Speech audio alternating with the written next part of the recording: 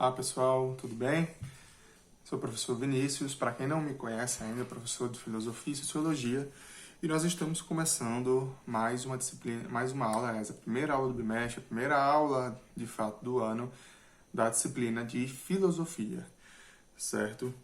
Então, eu vou falar um pouquinho hoje o conteúdo que a gente vai ver nesse primeiro período, e a gente já vai começar esse conteúdo aos poucos, certo? Qualquer dúvida, vocês podem escrever aqui nos comentários desse vídeo, aqui no YouTube mesmo.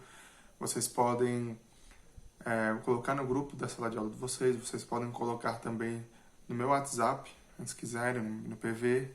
Mas, pessoal, eu peço para que vocês façam isso, sobretudo no PV, o WhatsApp da turma de vocês, que vocês façam isso no nosso horário de aula. A turma da manhã, pela manhã, turma da tarde, à tarde. Lógico que a gente compreende que pode ser que você não tenha conseguido ter acesso pela manhã e aí à tarde. Pode também, desde que não ultrapasse até às 5 horas da tarde, certo, pessoal? A gente também precisa descansar um pouco, ok? Então a gente vai começar nossa aula de filosofia. Bom, pessoal, então, no final do ano passado, como eu havia falado ali anteriormente, a gente estava vendo já a questão do surgimento da filosofia dos pré-socráticos, mas eu resolvi que a gente voltasse para a gente aprofundar melhor essas questões, certo? E com mais calma, que o final do ano foi bem atropelado, né? Como vocês se lembram. Então, nesse sentido, a gente vai falar novamente do surgimento da filosofia e dos pré-socráticos. Sobre o surgimento da filosofia, não sei se vocês se lembram, mas ela surge logicamente na Grécia Antiga, a partir do contexto de mudanças, né, na forma de ser, na forma de pensar. Como assim? Os gregos antes do surgimento da filosofia, antes de algumas mudanças sociais, eles atribuíam as explicações acerca do surgimento do homem, do universo, de tudo, aos deuses, ao pensamento mítico, aos mitos. Mas com o passar do tempo, isso foi mudando.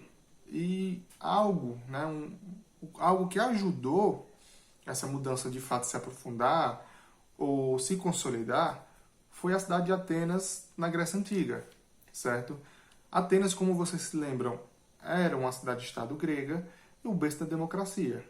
Então, a partir da democracia ateniense, que no caso a democracia ateniense funcionava de maneira direta, ou seja, o cidadão se representava. Vamos fazer um parêntese aqui, tá? Então, por exemplo, se eu disser assim, quem são os representantes do povo em Altaneira, da população, dos cidadãos altaneirenses, politicamente falando? Então, quem seriam? Os 9 vereadores que compõem a Câmara dos Vereadores, e também o cargo máximo do Executivo, que é o prefeito. Então, nós temos uma democracia chamada democracia indireta, porque nós votamos ao exercício democrático de escolha, mas nós escolhemos os nossos representantes. Quem está lá, em tese, está lá para nos representar, para representar todos os altaneirenses e buscar, digamos assim, os interesses de todos, certo? Eu não vou entrar no mérito se isso é realmente realizado ou não. Mas, em Atenas, a democracia era direta, não havia escolha de representantes como aqui, certo? O próprio cidadão, aquele que tinha o título de cidadão ateniense, ele se representava. É como se lá na Câmara, em vez de ter os novos vereadores, tivessem todos os cidadãos altaneirenses discutindo. Essa lei aprova, tive uma ideia boa com a lei para fazer isso e tal, não sei o quê. Isso aqui, arruma, não arruma e tal, entenderam? Então eles se reuniam na Ágora, que é um tipo de praça, e lá eles debatiam os problemas da cidade de Atenas. Debatiam leis, normas, enfim, tudo isso. E esse debate, essa prática de buscar através, enfim, da razão, assim, como é que a gente pode resolver esse problema? Antes seria, a resposta dos atenienses seria, vamos orar a Atena, Deus Atena, e ela nos ajudará, então vamos orar aos deuses. E a partir da democracia, isso muda um pouco, Aliás, isso muda completamente, e aí os cidadãos atenienses passam a procurar de maneira racional, o uso da razão, soluções para os problemas da sua cidade, da sua realidade. Mas foi chave que, a partir disso, o uso da razão passa a ser influenciado, a ser, como é que eu posso colocar assim, incentivado, certo? O uso da razão passa a ser incentivado sobre todos, e aí vai surgindo os primeiros filósofos e tal, ok? Então, voltando no surgimento da filosofia, nós temos os primeiros filósofos que eram chamados de pré-socráticos. Mas por que pré-socráticos? Pré é antes, socráticos e Sócrates. Então Sócrates foi um filósofo tão importante, e nós vamos estudar Sócrates depois novamente. Sócrates foi um filósofo tão importante que a filosofia é dividida entre antes de Sócrates e depois de Sócrates, a partir de Sócrates, pré-socráticos e depois o restante da filosofia. E foi um marco divisório na filosofia devido à sua importância. Então, quem eram os pré-socráticos? Foram vários filósofos, certo? Que alguns eram até contemporâneos, ou seja, viveram no mesmo período em que Sócrates estava vivo, porém a sua forma de fazer filosofia, de entender o que eles buscavam responder, faz com que algumas dessas pessoas se liguem à filosofia que acontecia antes de Sócrates. Tá certo? Foi claro? Ok? E os pré-socráticos, eles tinham algo... Qual era a grande questão dos pré-socráticos? Era compreender o surgimento do universo e do ser humano, certo? Como foi que nós surgimos, e quem nos criou, nós fomos criados, como surgimos, como o universo foi criado. Lembrando que antes da filosofia, antes dos pré-socráticos, todas as respostas eram míticas, ou seja, eram os mitos de criação do universo. Então, por exemplo, trazendo para os dias atuais essas questões, a gente pode levantar ou comparar da seguinte maneira. As religiões atuais, quase todas trazem o seu mito de criação. O mais conhecido é o da Bíblia. Deus criou o mundo em 7 dias, criou o homem, tal, sua imagem e semelhança, e aí vai.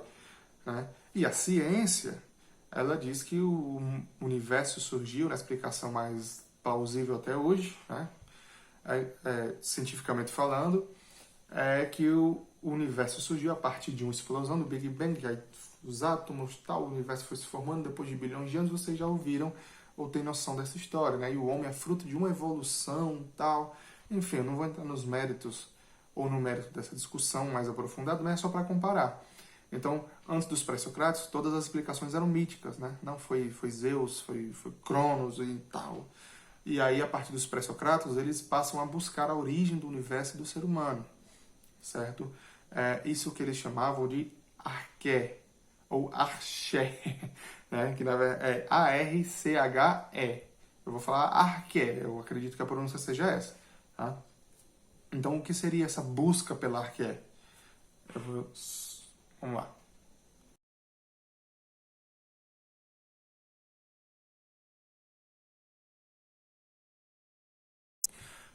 O que seria busca pela arché? O que seria arché? A arché, segundo os pré-socráticos, de maneira geral, seria o elemento essencial, a essência exata, que fez com que o universo surgisse, o cosmos, e o universo, no caso, eu não estou dizendo o universo, todo o universo conhecido, pensado assim, as estrelas que eles viam, a Terra, enfim, a noção que eles tinham de universo, como surgiu o universo,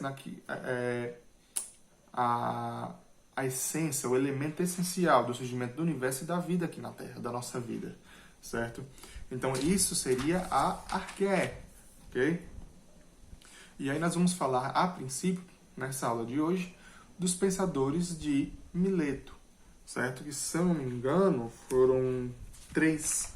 E aí depois a gente vai aprofundando para não confundir, para não misturar, ok? E eu quero que vocês compreendam, pensem o seguinte, a partir de agora do que eu vou explicar, que há uma lógica por trás do pensamento dessas pessoas.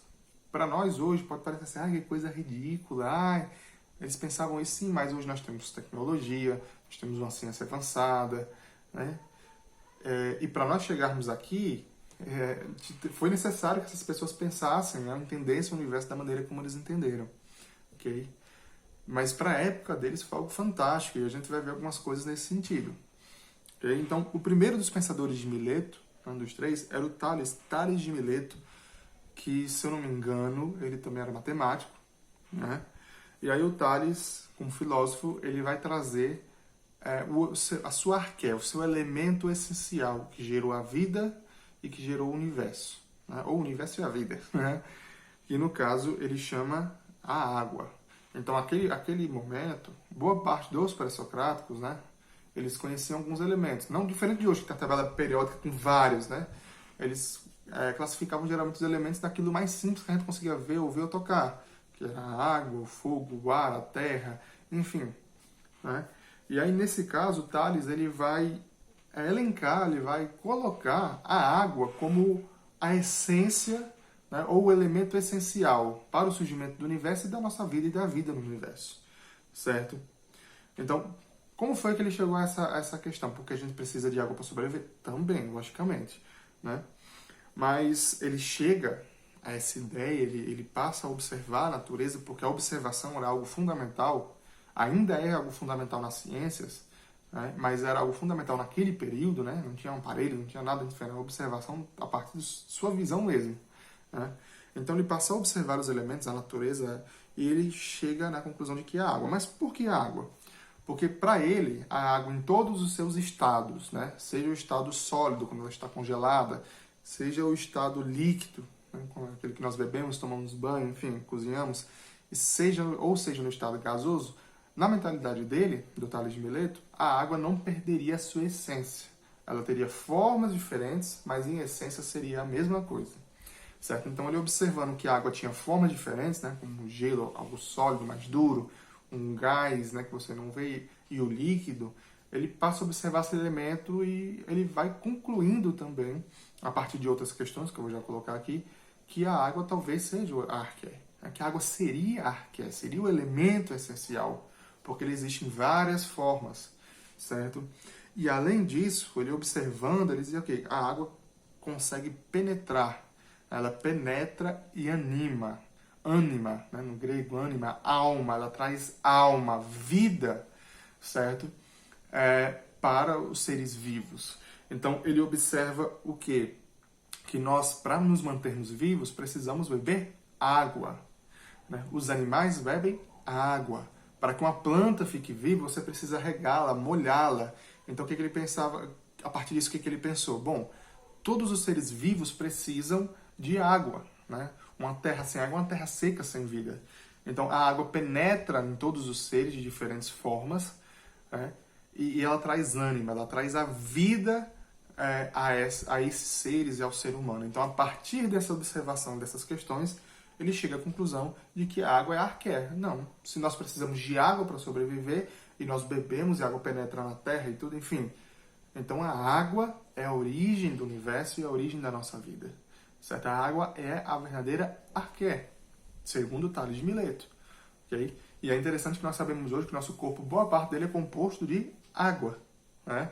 Então, olha só, como uma pessoa milênios, séculos atrás, eu posso até dizer milênios atrás, ele consegue, na simples observação da natureza, chegar a uma conclusão que pode parecer estúpida, mas não é. Né? Porque nós precisamos de água para sobreviver, as plantas de fato precisam de água para sobreviver, e o nosso corpo é composto de água, é uma boa parte feita de água, assim como também o nosso planeta. Certo? Tem também água. Sem água, não há vida. Vocês já pararam para se perguntar por que a NASA, não é porque ela veio para o Brasil não, tá? Mas por que a NASA ela procura água em Marte? Porque, ou em outros planetas? Porque a lógica é a seguinte, se tem água, né, tem vida, porque a água é algo essencial para que haja vida. Então, tá vendo como o pensamento do Tales, né, estão vendo como o pensamento do Tales tem uma lógica, né, não é algo solto ou bobo, tem uma lógica bem interessante por trás. Né? Pessoal, qualquer dúvida, comentem, mandem no PV, enfim, no grupo de vocês, certo? Espero que vocês estejam compreendendo. E agora a gente vai para um outro pensador de Mileto.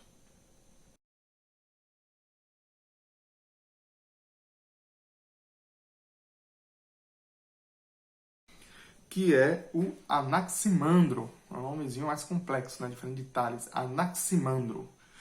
Anaximandro, ele traz uma ideia bem diferente da do Tales. Né? Anaximandro, ele entende que a arqué é indeterminada, ou seja, ele chama a arqué de o indeterminado, certo? Então, como é que isso funciona no pensamento do Anaximandro? Né? Ele começa a observar os elementos da natureza, assim como Tales, a água, o fogo, o ar, a terra, mas ele não consegue, em sua observação, a identificar, né, ou a crer que algum desses elementos são essenciais para a criação da vida. Ele entende, talvez, que a água seja para manutenção, e aí vai, mas não para a criação. Não é diferente do Tales. Então, o que ele faz? Ele começa a pensar que talvez a arqué, né, o elemento primordial da vida no universo e da nossa vida, ele seja algo... Ele tem que ser algo ilimitado. Ele diz, olha, não pode ser algo ilimitado. A água acaba, o fogo apaga, o vento, né, o ar existe, né, mas tem suas limitações, a terra também acaba, enfim. Ele diz assim, não, a arqué tem que ser algo ilimitado. Tem que ser algo sem limites para criar a vida no universo, no cosmos, para criar nossas vidas, para manter a vida, enfim. Né? Algo que transcende, ou seja, que está além do nosso entendimento, que nós não conseguimos ver, identificar de forma alguma, certo? Está além da nossa capacidade de compreender ou de compreensão. Então ele chama a arqué de indeterminado. Né? Uma palavra em grego é apeiron, apeiron, certo? Que significa indeterminado, infinito, enfim. Então ele olha os elementos, né, da natureza, passa a observar a água, o fogo, a terra e o ar, e não consegue entender como esses elementos possam ser algo que gere vida, né, diferente do Tales. E aí ele diz assim, não, então a arqué, para nós, é impossível de determinar, porque deve ser algo que está além da nossa compreensão. Além do que os nossos olhos veem, além do que nós podemos sentir, cheirar, experimentar, além dessa realidade. Algo além, que nós não conseguimos compreender, mas que se encontra de alguma forma aqui. Né? Então ele chama de apeiron, algo indeterminado e ilimitado. Né? A apeiron do Anaximandro. Certo? É bem resumidinho, bem simples. Okay? O Tales acreditava que a água seria a arqué, já o Anaximandro, o apeiron, ou seja, não podemos determinar o que seria a arqué, porque o nosso entendimento tem um limite, e esse limite não nos permite compreender tudo o que existe, ou o surgimento das coisas. Enfim, é um pensamento também interessante, porque nós sabemos que até hoje o ser humano não conseguiu compreender de fato a origem do universo. Né? Tem a teoria do Big Bang, mas é uma teoria, né? Não é algo que de fato é a teoria aceita, mas aceita cientificamente, mas é uma teoria, né? Então, nós não conseguimos de fato ainda identificar. É uma ideia bem interessante a da Anaximandro, certo? E por fim, para nós terminarmos essa aula de hoje, o último pré-socrático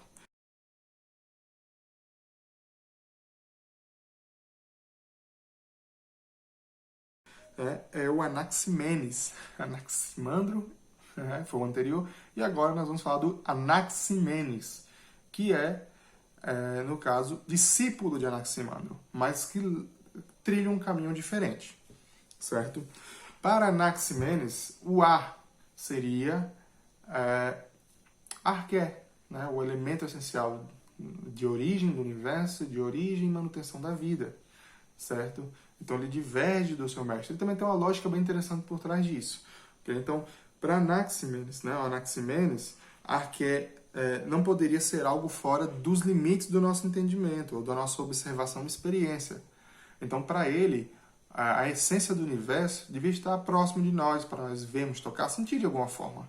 Não é algo que transcenderia, é algo que estaria aqui, conosco. Tá? E aí, nesse caso, ele propõe o ar como arqué. Mas por que o ar, Vinícius?